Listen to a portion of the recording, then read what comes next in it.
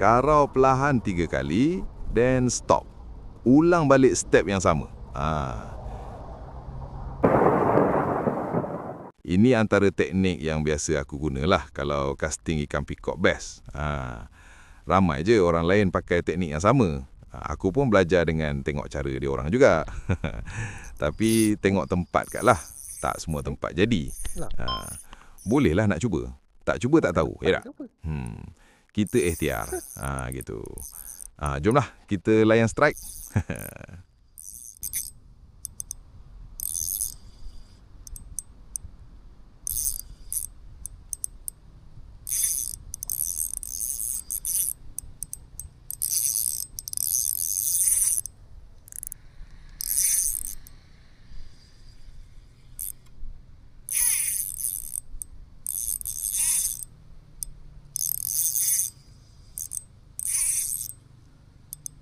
Oi, Faiz.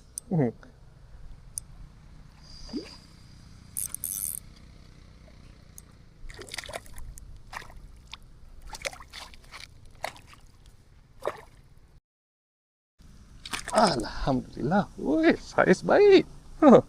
Makan depan-depan je. Alah.